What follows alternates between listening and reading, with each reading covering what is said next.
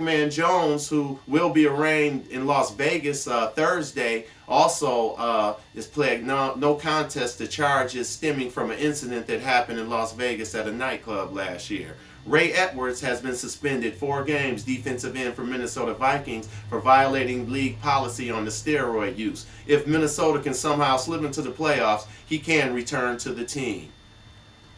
More to come on Real Deal Sports, so stay tuned. We're back at Real Deal Sports. Let's talk MLB baseball. The Tigers make a great trade. I've always talked about how the Tigers pitching has lacked over the years, and this trade here says a lot for what direction the Tigers want to go into. They brought in Dontrell Willis and slugger Miguel Cabrera for prospect Cameron Maybin and left-hand pitcher Andrew Miller, along with 6 other players and prospects in the trade. The Tigers have shown last year that they were a powerhouse as far as that lineup, and now adding Cabrera just makes them even more of a powerhouse for other teams' pitchers to be afraid. I would be shaking in my boots if I was any pitcher having to face that lineup, on a 3-game series or even in a playoff situation. Coach Jim Leyland just continues with General Manager Doug Dombrowski, who I have to say is the general manager of the decade. He went into Florida, built a team from nothing. They won a championship. He came in Detroit. He builds another team. We get to the World Series far before anybody thought we'd get there, and now we're poised with guys who now have experience to go in and win the World Series. And the Tigers just situated themselves in a great position. Another team that situated themselves in a great position was the Los Angeles Dodgers. They bring in a class guy, Class A, deal with the pressure guy like Joe Torre, along with now signing Andrew Jones from the Braves, who we all know what he can do. And they're just putting a team together there that is trying to make a statement in the National League to say, not only are we going to the World Series, we're the team to beat if you want to get there. Barry Bonds, in other news, will plead not guilty to charges that he lied to a grand jury Friday. He says that he wants to play with another team next year, so we'll see who lines up and ask Barry to join their team. In the NBA, Kobe Bryant hits 25 points in a 111-107 win over the Denver Nuggets. He was doubled up, though, by Allen Iverson, who hit 51 points.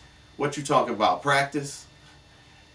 We'll be right back with more Real Deal Sports after these messages. And it's so interesting in this deal that the year is street, and welcome back to Real Deal Sports, where we give it to you straight, no chaser. In the studios, we have Les Johnson, who's here to talk to us about the BCS. Les, now we've got all these teams that are feeling like they should be playing in the game, and Ohio State and LSU are playing in the game. Do you feel that the 2 teams that are there should be there, and do you feel that a playoff system would better suit the BCS?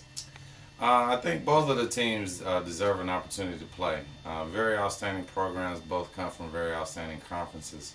The Big Ten is one of those, the most highly ranked conferences, just as well as the SEC. The benefit of these 2 teams getting an opportunity to play is that Ohio State has had time off to rest their body, to get prepared after winning the Big Ten championship. With LSU, they've had an opportunity with some ups and downs, winning a few games, losing a few games, and they came on and won the SEC championship.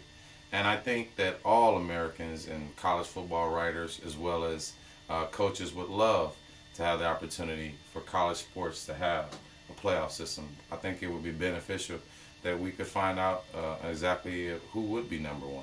Of course, teams like Georgia, USC, who may have stumbled during the year but have picked it up late in the season. Now they're playing good football, but they won't have a chance to be number 1. And with every week, you watch Missouri lose it. You watch Kansas lose it. We saw West Virginia lose it in the backyard brawl to Pittsburgh. So, a playoff system would be, essential for us to get a real clear-cut number 1. But let's look at what we got. We got LSU, Ohio State. Do you think those 2 teams will represent the BCS in a strong manner?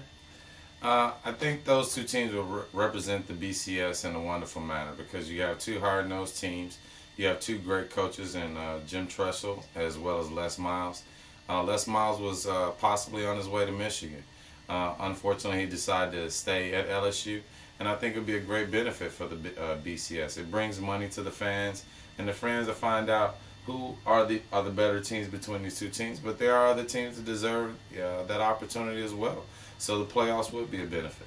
So it does basically come down to money with these bowls.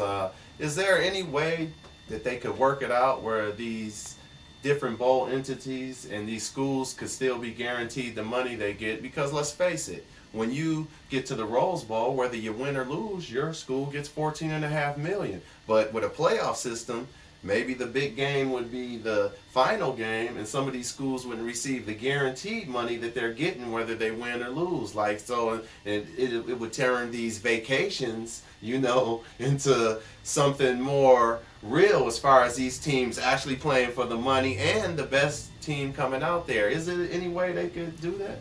I think the playoff system would benefit all universities and all college programs across the